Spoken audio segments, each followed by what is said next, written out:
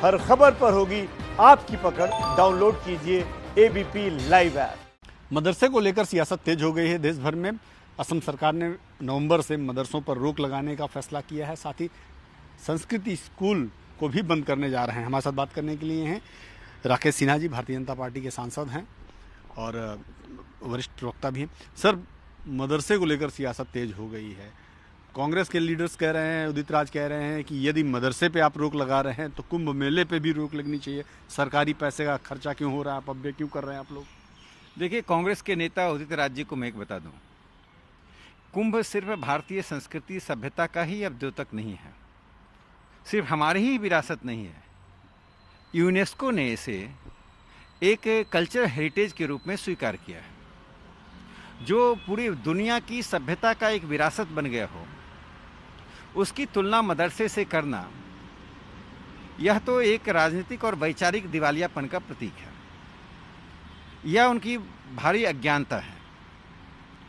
उदित राज के इस बयान के लिए कांग्रेस पार्टी को, खास करके उसकी अध्यक्षा श्रीमती सोनिया गांधी को देश से क्षमा मांगनी चाहिए, क्योंकि कुंभ किसी दल या किसी विचारधारा से जुड़ा हुआ विषय नहीं है। यह हमारी 10,000 सभ्यता और संस्कृति से जुड़ा हुआ विषय है। यदि सोनिया गांधी स्पष्ट शब्दों में देश से माफ़ी नहीं मांगती हैं, तो मैं मानूंगा कि कांग्रेस अपनी उसी परंपरा में, जिसमें उसने भगवान राम को राम सेतु के सवाल पर न्यायालय को दिए गए हलफनामे में मिथ बताया था, तो मैं मानकर चलता हूं कि सोनिया गांधी के नेतृत्व में कांग्रेस पार्टी देश की सभ्यता और संस्कृति से जुड़ी हुई जितनी धरोहर हैं उसका अवमूल्यन करना चाहते हैं और देश को एक अपराध बोध के रास्ते पर ले जाने की मंशा रखते हैं। मदरसे पर प्रतिबंध लगाया नहीं गया है। उन मदरसों को मेन स्ट्रीम के मुख्य धारा के स्कूलों में तब्दील किया जा रहा है, जिससे भारत के मुस्लिम बच्चों को भी वही शिक्षा मिले जो अन्य बच्चों को मिलती है।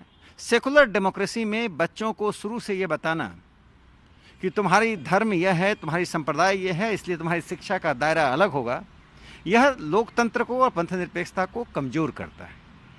लेकिन सर, उदित राज कह रहे हैं कि हम कुंभ के विषय पे, जो उन्होंने कुंभ के को लेकर बयान दिया, हम किसी भी तरह का डिबेट करने के लिए तैयार हैं।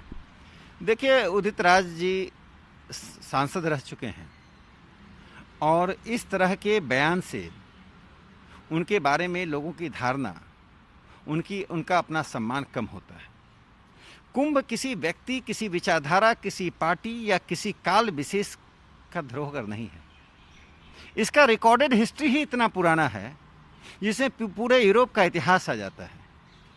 और कुंभ देश में कभी भी, चाहे प्राकृतिक संकट हो या स्वतंत्रता आंदोलन के दौरान भी, जब 1942 में कुंभ हुआ, तब भी वहाँ पर लाखों लोग इकट्ठा होते रहे देश के कोने कोने से। यदि उदित राज जी ने अपने बयान को वापस नहीं लिया तो दलित समाज ही उनका बहिष्कार करेगी। दलित समाज का जो कुंभ से रिश्ता है, हिंदू समाज का, भारत के समाज का जो रिश्ता है, उस रिश्ते पर कोई भी सवाल खड़ा करना इस देश को, इस राष्ट्र के लोगों को स्वीकार्य नहीं है।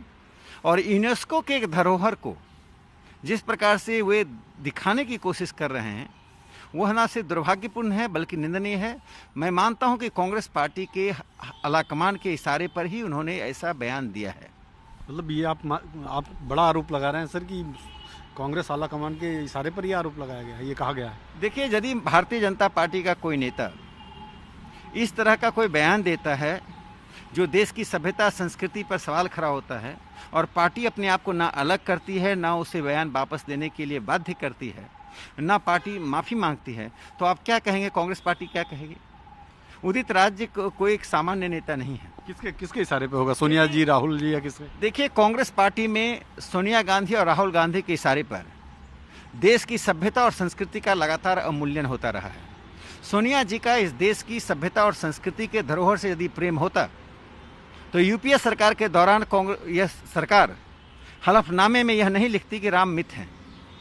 और आज भी राम मंदिर बनने के प्रश्न पर कांग्रेस पार्टी ने जो अगर और मगर के द्वारा बयान दिया है, जो एक अपने आप में एक कॉमा के साथ हकलाते हुए बयान दिया है, और जो कुंभ पर उदित राज बोल रहे हैं, इससे तो यही निष्कर्ष निकलता है कि नेहरू गांधी परिवार इस देश में सत्ता से प्रेम करती है, इस देश की संस्कृति से प्रेम नहीं करती है। लेकिन सर, आपने संस्कृत का जिक्र किया तो असम में संस्कृत स्कूल भी बंद किए जा रहे हैं, लेकिन उत्तर प्रदेश में संस्कृत परिषद का गठन किया जा रहा है। ये दोनों जगह भारतीय जनता पार्टी की सरकारें हैं और दोनों जगह अलग अलग तरह की प्रतिक्रियाएं सामने देखने को देखिए, मैं यह नहीं जान रहा हूँ कि संस्कृत स्कूल के बंद करने के पीछे कारण क्या है, लेकिन मैं इतना जानता हूँ कि संस्कृत स्कूल एक भाषाई एक मीडियम है शिक्षा का। वह धर्म और संप्रदाय से जुड़ा हुआ विषय नहीं है। इसलिए मदरसे की तुलना संस्कृत स्कूल से करना अस्वाभाविक है, असहज स्थिति पैदा करता है। लेकिन उसके पीछे और क्या तर्क हैं? पैसे का दुरुपयोग है, संस्कृत स्कूल में बच्चे नहीं हैं, सरकार का अनुदान ठीक से उपयोग नहीं हो रहा है। तो सिर्फ संस्कृत के कारण स्कूल को बंद नहीं किया जा रहा है। संस्कृत एक ऐसी भाषा है जिसमें भारतीय दर्शन और भारतीय संस्कृति से जुड़े हुए जितने आयाम हैं उस संस्कृत भाषा में ही है। विदेश के विद्वान जब भारतीय संस्कृति का अध्ययन करने आते हैं, या जिन्होंने विदेशों से भी अध्ययन किया है, जिसमें मैक्स मुलर भी शामिल हैं, पहले वे संस्कृत सीखते हैं, फिर भारतीय दर्शन में गोता लगाते हैं। तो बिना संस्कृत तो भारतीय दर्शन का एक गेटवे है, प्रवेश द्वार है। उस प्रवेश द्वार को का भारतीय जनता पार्टी या भारतीय जनता पार्टी की सरकार कभी सोच भी नहीं सकती है कि उसका अवमूल्यन करें। उसका कारण कुछ और रहा होगा। संस्कृत स्कूल जरूर हैं, लेकिन बंद करने के कारण संस्कृत नहीं है। सर, एक अंतिम सवाल, चूंकि संजय राउत ने कल एबीपी न्यूज़ से ही बात करते हुए एक और सवाल, कल एबीपी न्यूज़ से बात करते हुए संजय राउत ने महाराष्ट्र के राज्यपाल पर हमला बोला और कहा कि सेकुलरिज्म से ही संविधान चलता है और सेकुलर से ही देश चलता है। मंदिर खोले जाने को लेकर जो सरकार पे आरोप लग रहे हैं, तो उसमें साफ उनका कहना है कि यदि मंदिर खोला जाना था तो केंद्र सरकार को एक पॉलिसी बनानी चाहिए थी और प्रधानमंत्री को खुद तय करना चाहिए थी कब से मंदिर खुले। इस पर राजनीति नहीं करनी चाहिए थी। देखिए, संजय राउत जी सांसद हैं, उनको मालूम होना चाहिए कि भारत में संघवादी व्यवस्था है और संघवाद के अंतर्गत महाराष्ट्र में मंदिर या दुकानों की क्या हालत होगी, उसका नियंत्रण और निर्देश नई दिल्ली से नहीं जा सकता है। यदि जाता तो नई दिल्ली निर्देश भी देती, नियंत्रण भी करती। यदि ऐसा होगा तो संघवादी व्यवस्था का उल्लंघन होगा और संजय राउत जी चाहते हैं कि संघवादी व्यवस्था का उल्लंघन हो। दूसरी बात, वो कहते हैं देश सेकुलरिज्म से चलता है। तो मैं संजय राउत जी से और शिवसेना के प्रमुख उद्धव ठाकरे जी से पूछना चाहता हूँ, ये कौन सा सेकुलरिज्म? सोनिया गांधी का सेकुलरिज्म जिसमें राम मंदिर का कोई स्थान नहीं था, भगवान राम मिथ थे, जिसमें कुंभ को मदरसे के बराबर खड़ा किया जा रहा है, या बाला साहब ठाकरे जी का सेकुलरिज्म जिसमें हिंदुत्व, विविधता, भिन्नता और सामाजिक सांस्कृतिक राष्ट्रवाद का प्रतीक था? तो वो किस सेकुलरिज्म की बात कर रहे हैं? मुझे लगता है संजय राउत जी सत्ता के कारण अब बाला साहब ठाकरे से सोनिया गांधी जी के सेकुलरिज्म तक पहुंच गए हैं और मुझे लगता है कि उनका हिंदुत्व से कोई प्रेम नहीं था। पहले भी छद्म प्रेम था, अब वो छद्म प्रेम सत्ता के आते ही साफ दिखाई पड़ने लगा है। शिवसेना का हिंदुत्व से कोई लेना देना नहीं है।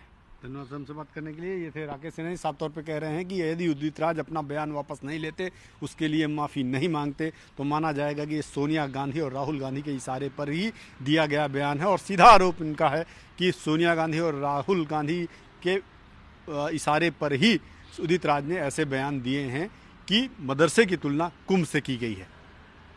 कैमरामैन आदर्श के साथ नीरज पांडे, एबीपी न्यूज़, दिल्ली।